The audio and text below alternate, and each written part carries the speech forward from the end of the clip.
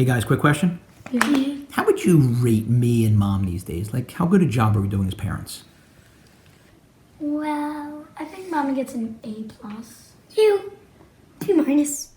If you look carefully at two of the laws that are mentioned in this week's Torah portion, along with the discussion of those two laws in the Talmud, you'll see a very interesting quirk.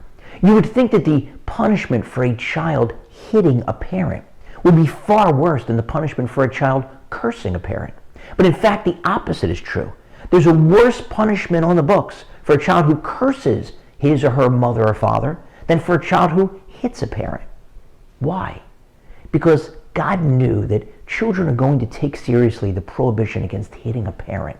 Striking a mother or a father, that's off the reservation. Everyone knows how terrible that is. But cursing a parent, that can happen.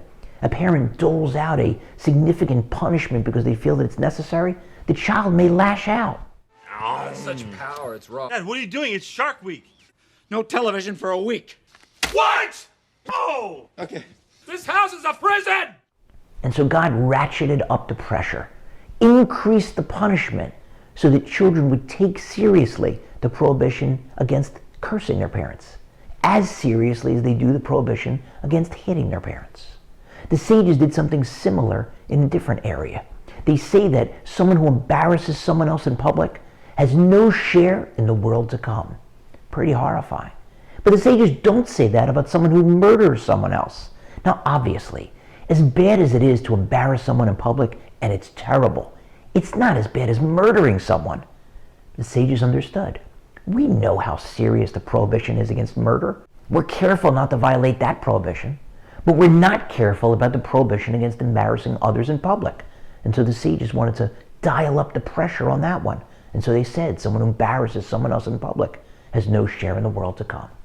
And similarly, the sages say that you can face worse punishment for thoughts about a sin than about a sin itself. Now, how can it be worse to think about a sin than to commit a sin? The answer is that a sin that's committed in the heat of the moment, in the heat of passion with no planning beforehand, can more easily be forgiven. It's more understandable. It's easier to repent for that type of sin. But one that you spend time working on, fantasizing about it, planning it, looking forward to it, and then doing it, that's much more difficult. Tougher to recover from it and tougher to repent from it. And so we have to be careful not to think about sin and to take very seriously even the prohibitions that in our eyes might not seem so serious. If we don't, the consequences can be significant. Whoa, Mom gets an A+ and I only get a B-. Why? Well, Mommy cooks dinner for us, wakes us up, and drives carpool every single day. You don't want to play computer games as much as we want. Yeah, but I play ball with you. Doesn't that count for something? Fine.